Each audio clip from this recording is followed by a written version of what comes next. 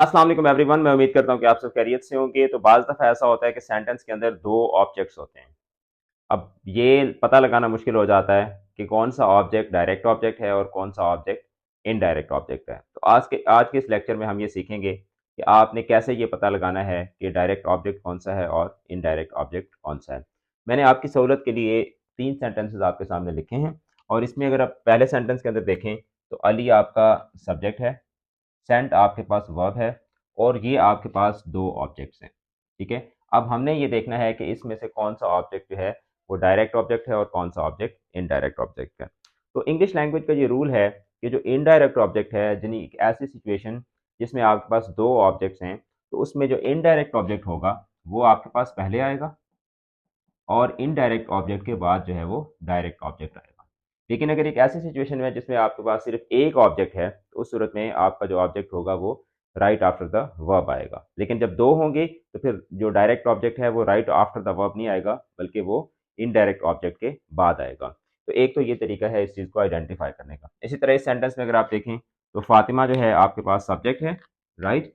और टोल्ड इसमें आपके पास वर्ब है, मी इसके अंदर जो है वो इनडायरेक्ट ऑब्जेक्ट है एंड सीक्रेट जो है ये आपके पास क्या है, ये आपके पास डायरेक्ट ऑब्जेक्ट है।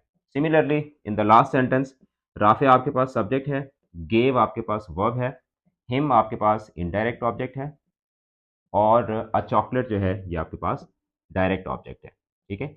दूसरा जो तरीका होता है वो ये होता है, क्योंकि आपको पता है कि सेंटेंस जो है वो डायरेक्ट ऑब्जेक्ट के बगैर तो मुकम्मल नहीं होता। तो आप इनमें से बारी-बारी एक को छुपा के और सेंटेंस पढ़ पढ़ के देखें।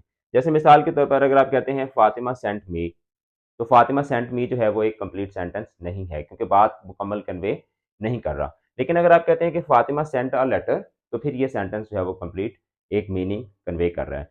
तो जो डायरेक्ट ऑब्जेक्ट होता है उसके बगैर कभी भी सेंटेंस आपको एक मुकम्मल सेंस नहीं देता। इनडायरेक्ट ऑब्जेक्ट को बाज़ दफ़ा अगर आप बीच में से हटा भी दें, तो भी आपको सेंटेंस जो है वो एक मुकम्मल सेंस दे रहा होता है। तो ये दूसरा तरीका है इस चीज़ को चेक करने का कि डायरेक्ट ऑब्जेक्ट कौन-सा है और इनडायरेक्ट ऑब्जेक्ट कौन-सा है। तीसरा जो तरीका है, आप अपना जो वर्ब है उसको उठाएँ और इसमें आप 2 क्वेश्चन पूछें, व्हाट एंड टू व्हॉम, यानी क्या और किसको। व्हाट का जो आंसर होगा वो आपका डायरेक्ट ऑब्जेक्ट होगा, डायरेक्ट ऑब्जेक्ट, और टू व्हॉम यानी किसको, किसे, वो उसका जो आंसर होगा वो आपका क्या होगा, वो आपका इनडायरेक्ट ऑब्जेक्ट होगा।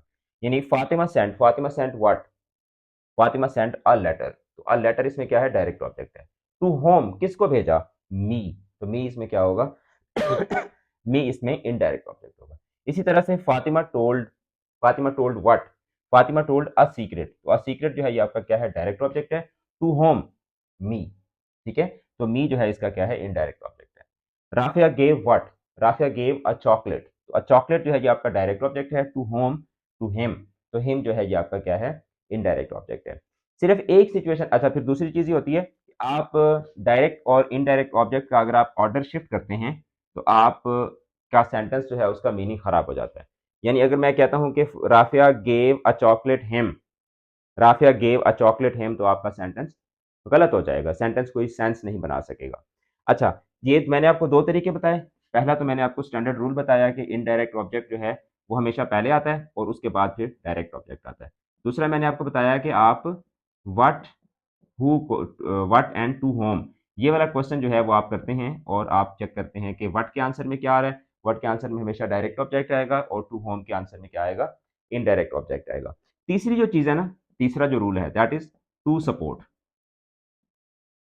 ठीक है? यानी कि टू सपोर्ट भी इसको बोलते हैं या इन्फिनिटिव भी बोलते हैं।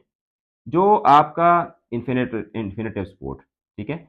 अब जो टू सपोर्ट है ना, ये आपका सिर्फ़ इनडायरेक्ट ऑब्जेक्ट लेता है। यानी आप अगर कहते हैं ना कि Rafia gave a chocolate to him, ठीक है? यानी अगर मैं यहाँ पे 2 सेंटेंसेस लिखता हूँ, Rafia gave a, to him a chocolate, और दूसरा मैं यहाँ पे सेंटेंस लिखता हूँ कि Rafia gave him to chocolate.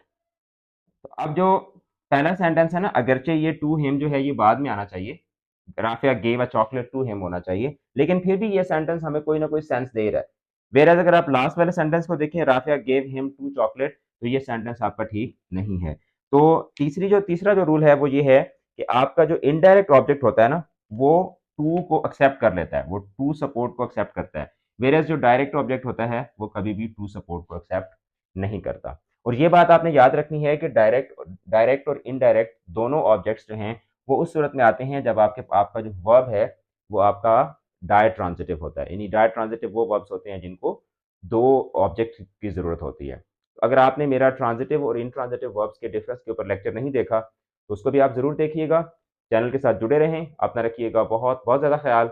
All the best, खुदा हाफिज।